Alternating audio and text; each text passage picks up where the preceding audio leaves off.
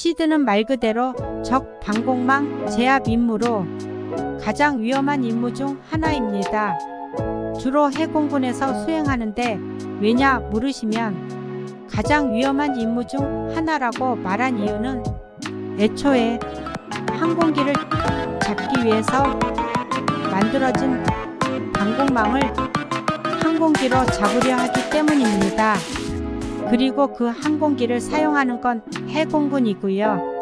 시드는 포괄적으로 방공망이 기능을 못하도록 하는 것이기에 물리적으로 적 방공망을 파괴하는 데드가 포함됩니다. 비물리적 시드도 있지만 통상 우리 군은 데드를 시드라고 합니다. 왜냐고 물으시면 실질적인 비물리적 시드를 할 수 있는 나라가 통상 방공망은 지대 공미사일을 주축으로 구성되며 셈의 경우 원거리에 있는 표적을 탐지하기 위한 장거리 탐색 레이더와 미사일을 유도하는 화기관 제레이더, 셈포대로 구성됩니다. 레이더 하나만 있으면 됐지 왜 따로 두지? 라고 생각하실 수 있는데 레이더는 전파를 이용한 탐지수단입니다. 그리고 그 전파의 폭이 좁을수록 식별율은 좋지만 전파를 보낼 수 있는 거리가 짧아지고 전파의 폭이 넓다면 그만큼 동일 출력으로 더 멀리 전파를 보내 탐지할 수 있게 되지만 식별율은 떨어지게 되지요. 예시로 이지스함을 봤을 때 스파이-1 레이더가 S밴드 대역으로 탐색, 그 위에 달린 접시 모양의 ANSP-G62 레이더가 X밴드 대역으로 사격 통제 임무를 수행합니다. 이지스함의 무지막지한 탐색 범위는 엄청난 엔진 출력에서 나오는 거죠. 근데 지상에선 그걸 하려면 대규모 고정식 레이더 말고는 안 되는데 그랬다간 생존성에 도저히 답이 없어서 통상 이동형 트레일러 형태의 레이더를 사용합니다.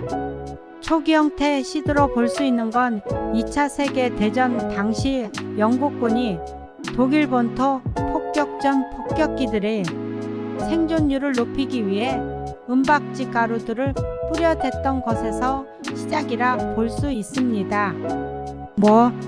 물론 이게 엄밀히 말하면 전자전이라 할 수 있는데 이건 나중에 따로 말씀드리겠습니다. 항공기를 통한 시드 임무는 베트남전에서 시작되었는데 멀리서 보면 무식하고 가까이서 보면 그 당시엔 그거 말고 답이 없는 방식이었습니다. 헌터킬러 방식으로 헌터기가 먼저 미끼가 돼서 샘들이 자기를 노리게 만들고 킬러기는 헌터기에 미사일이 날아가면 그 발사연을 보고 그곳을 폭격하는 방식입니다. 지금 생각하면 말도 안 될 것 같지만 이게 시드의 기본 방식입니다. 그리고 지금도 이어지는 이런 말도 안 되는 자살 임무는 상식적으로 납득이 되지 않았을 테고 이걸 해결할 대책이 나오게 되니 초기 형태의 대레이더 미사일인 슈라이크와 그 뒤를 이은 스탠다드 암의 등장이었습니다. 대레이더 미사일은 적 레이더 전파를 추적해 발신지를 향해 알아서 날아가는 방식이었지만 짧은 사거리와 신뢰성 그리고 적이 레이더를 꺼버리면 그냥 날아가는 쇳덩어리가 된다는 단점이 있었습니다. 그래도 기존 방법에 비해서는 선녀였지요. 그리고 이어서 이러한 문제점들을 피드백하여 여러 개량형들이 나왔고 지금은 함이라고 부르는 대레이더 미사일이 서방권에 보편화되어 있습니다. 하지만 이것도 문제가 있는 게 이걸 제대로 쓰려면 적 레이더들의 데이터가 입력된 HTS라는 포드 장비가 필요한데 이게 전투기 한 대 값에 맞먹는 데다 미국이 돈 줘도 안 파는 수출 불가 장비라는 겁니다. 그래서 대부분의 국가들은 함의 100% 성능 발휘가 아닌 6070% 정도의 성능을 발휘한다고 보시면 되겠습니다. 그래도 이게 무시 못할 게 억지로 통합시킨 우크라이나군의 동구권 항공기에서 쏜 함들이 러시아군의 방공망을 두들겨 팬 거 보면 역시나 라는 생각이 자동으로 들지요.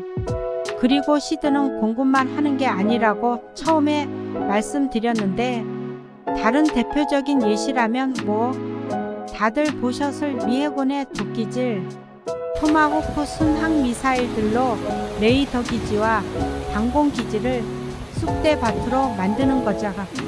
순항미사일은 요격 안 되냐고요? 당연히 요격됩니다. 그렇기에 그걸 고려해서 다수의 미사일을 쏴서 포화 공격 방식을 쓰지요. 어차피 통상 순항미사일이 대공미사일보다 싼 편이라 경제적으로도 남는 장사입니다. 그리고 해군 항공대의 전자전기 엄호화 실시하는 지상 공격. 또 다른 방식은 육군에 의한 방식인데 사거리가 되는 가용 가능한 화력 자산들 탄도미사일이나 포격 또는 영화처럼 지상군의 침투 등등의 방법을 통해 적 레이더를 침묵시킬 수 있습니다. 만약에 레이더가 필요 없는 거라면 어떡하냐고요? 예상 지점들의 포격을 하거나 적 방공 자산들 간의 통신 위치를 추적하여 공격할 수도 있겠습니다. 그리고 이런 대레이더 무장들이 차후 활약할 걸로 예상되는 전장은 땅이 아닌 바다입니다. 현대 해상전력에서 레이더는 필수이고 이게 없으면 눈뜬장님이나 다름이 없지요. 그래서 각국은 고성능 대형 레이더를 탑재한 방공함들을 대거 전력화하려고 노력 중입니다.